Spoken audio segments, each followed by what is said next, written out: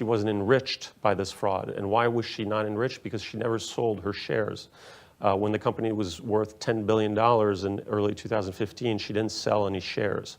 So they're going to argue that as a result, she didn't profit from the fraud. Well, that's an important point, because I guess at that time when the company was worth $10 to $15 billion, her net worth was upwards of $5 billion. So Right. Is there any estimate in terms of how much money she made over this, say, 15-year period? Well, my understanding is actually that the SEC levied a relatively small fine, which was $500,000, because that was essentially the amount of money that she had to her name. If she had made more money from Theranos, whether it be by selling shares or through a salary, they would have fined her more than that. And now she raised, what, $900 million over her tenure as CEO? If you count the $65 million that Fortress put in at the end of last year, it's almost $1 billion. When we look back at some of the biggest fraud in corporate America, obviously Enron comes to mind. Right. In your view, is there any reason to equate Enron to Theranos? Is there any connection there in your view? Well, certainly Enron involved more money.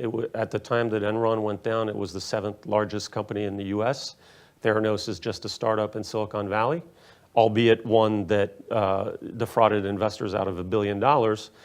And when we talk about the $1 billion or so in funding, a good amount of that came from very high-profile investors. If you could name a few, that would be great. And also talk about the board and the advisors that she had, many of whom were also very high-profile. Right. So, I mean, the board was a who's who of famous, former statesmen, George Shultz, Henry Kissinger, Bill Perry, who had been Secretary of Defense under Clinton, Sam Nunn, James Mattis, who's now our Secretary of Defense in the Trump administration. I could go on. And actually, this was one of Elizabeth's tactics, is she surrounded herself with people with prestigious reputations, and that gave her credibility. In terms of the high-profile investors who invested and who in part were sold on the company by this prestigious board, there's Rupert Murdoch, who actually controls the Wall Street Journal, my newspaper, who was the single largest investor, invested $125 million in Theranos.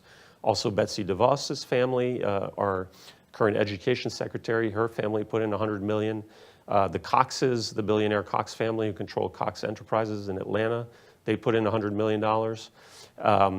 Carlos Slim, the Mexican billionaire, put in $30 million. And all that money's gone. All that money is gone. It's gone poof. And a lot of it has gone to pay lawyer fees over the past 2.5 years. And she targeted these rich individuals and very wealthy families who were sort of, you could crassly call them the dumb money.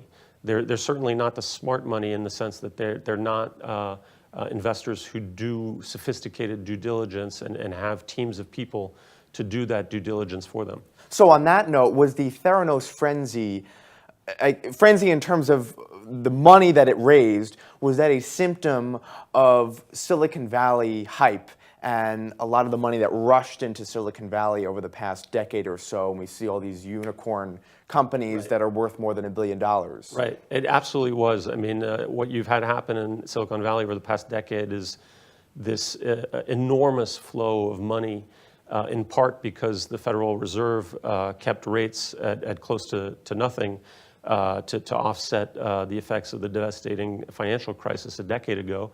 And as a result, you had investors who went looking for returns elsewhere, and one of the places they went looking was Silicon Valley.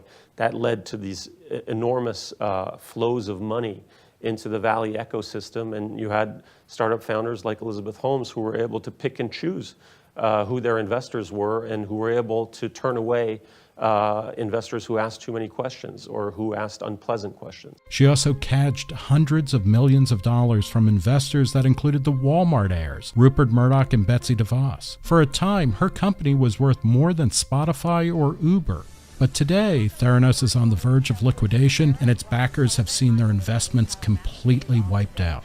Does Rupert Murdoch, does Sir Murdoch, or what, Lord Murdoch, acquit himself well? I mean, I would say that in the end he does. When I started digging into Theranos in early February 2015, He was a month away or 3 weeks away from investing $125 million, which he proceeded to do. I had no idea that he was an investor. He had no idea that I was working on an investigation of the company. And the first I heard a vague rumor that he might be an investor a couple days before we went to print with my first story. Wasn't able to confirm that. And then heard rumors sporadically in the following months and year.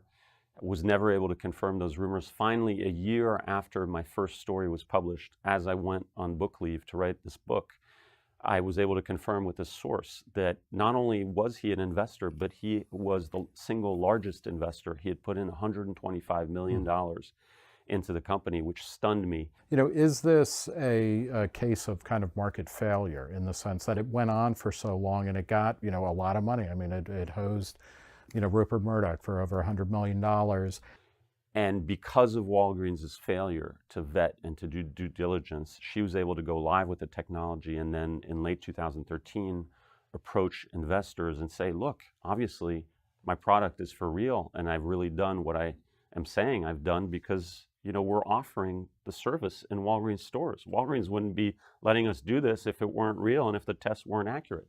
And that suckered in investors like Partner Fund Management, the San Francisco hedge fund that put in almost $100 million. And it suckered in the other billionaire investors, the likes of Rupert Murdoch, Betsy DeVos and her family, which put in $100 million, the Coxes, which control Cox Enterprises in Atlanta, put in $100 million, the Waltons, the heirs of Sam Walton, who founded Walmart, they put in $150 million via two investment vehicles. And they were in large part sold on the investment by the notion that the product was already commercialized. There's no reason why you should know what it's like to run a $9 billion company or deal with this kind of a press attack. Do you think, given what you know now about your technology and the regulatory challenges and so forth, do you think this company is a $9 billion company?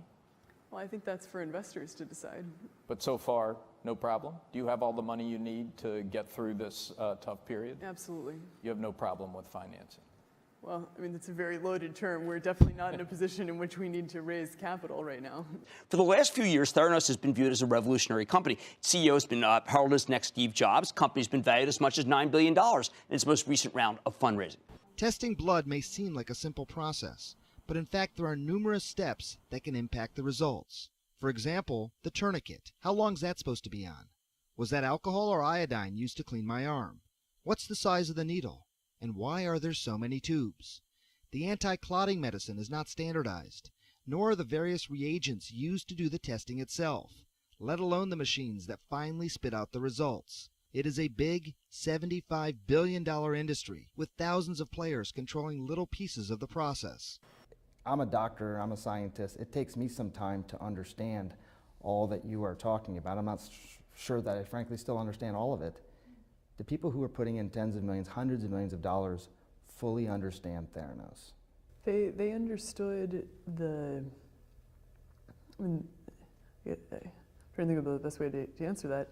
The reasons they invested in the first place, right? These are sophisticated investors who chose to come into a startup company based on our intellectual property, based on our patent portfolio, based on our mission, based on the people who are here, based on what we were working to do, right? One of the headlines was $9 billion company down to zero. First of all, is that accurate? No. But the headlines are not always accurate, as you know. But when you read stuff like that, though, yeah. I mean, what do you think? And your investors and your board members are reading those same things. Those articles were focused on me personally, and I did not start this company because I was interested in or worried about, that. He made the fateful decision to go live with these finger stick tests in the fall of 2013. Aside from endangering the public health, which they did by doing that, the key thing to remember about that decision is the company was running out of money then. And so by going live with the technology, they were able to solicit new funding to go to people like Rupert Murdoch, who, by the way, owns my newspaper, and other investors such as the Walton Hares and say to them, look, obviously we're for real. Obviously I've succeeded in inventing what I've told you I've invented because we've gone live with the technology. We're offering these finger stick blood tests in stores in 2 states, so obviously it must be real. And that's how she was able to raise the last $700 million in funding, is by using the fact that they had gone live in the stores to get more money. Elizabeth Holmes wanted to be the new Steve Jobs. She even dressed like him, for goodness sake. And for a while, she fooled everyone, becoming the youngest self-made female billionaire in the world. Forbes even valued her at over $4.5 billion. But in the process of doing so, she also sullied the names of some of the biggest luminaries in American political and economic life in this $800 million scandal. As she built an illustrious board, she continued to draw in big investors. The Walton family, founders of Walmart, put up $150 million. Media mogul Rupert Murdoch stumped up $125 million. The DeVos family, as in Trump's education secretary Betsy DeVos, sunk $100 million into the Theranos vision. All in all, investors, some of the most successful, accomplished and richest people around, parted with about $900 million, leaving them wondering, what just happened? And if she's found guilty, what is she looking at? She's looking at up to 20 years in prison. So under the United States, what's it called, federal sentencing guidelines, there's going to be like basically it's a numbers game. So they'll look at it, the amount of fraud. You know, you're talking, and some of the estimations were that it was $700 million that she got invested. In essence, the fraud, because it's on a scale, if you're looking at that number, she could face the entire 20 years.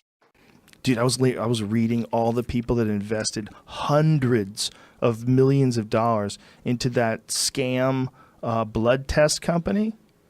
And then all these people had invested, like Betsy DeVos, I think it was, and Warren Buffett.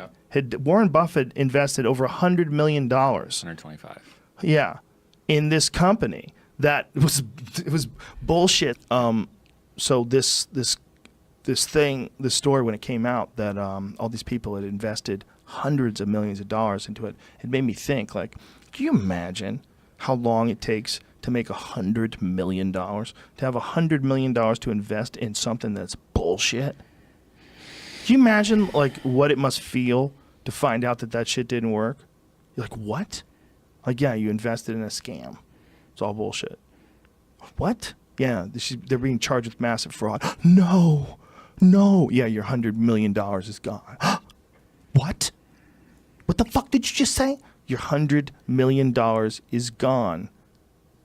They just got arrested. She got charged with massive fraud. What? At that point in time, there was also a private equity firm that committed almost $400 million to this company. At that point in time, Elizabeth Holmes became the quote-unquote richest self-made billionaire in the world. And basically, you know, at that point, their valuation was $9 billion almost. $8 billion, $9 billion, depending on what terms you look at. But more or less, an $8 billion company, which, funny enough, in an article in Wired magazine, the first cracks in the Theranos case started emerging. They started saying, well, this is a $9 billion company. We're trying to look for peer-reviewed journals about their technology. Can't find any. At that point in time, again, they were an $8 billion unicorn. Everybody familiar with the term unicorn? It's a company that's valued at over $1 billion, right? A lot of these unicorns, it's a derogatory term because they end up going bust. At this point in time, again, $8 billion, I want to keep emphasizing that, $8 billion, $9 billion valuation. That means that people out there that were investing in this company, without having valid data supporting the theories, they were able to put this price tag on this company. By 2014, Theranos is valued at nearly $10 billion. The founders of Walmart invest $150 million, media mogul Rupert Murdoch $125 million, and the DeVos family, including now Education Secretary Betsy DeVos, another $100 million.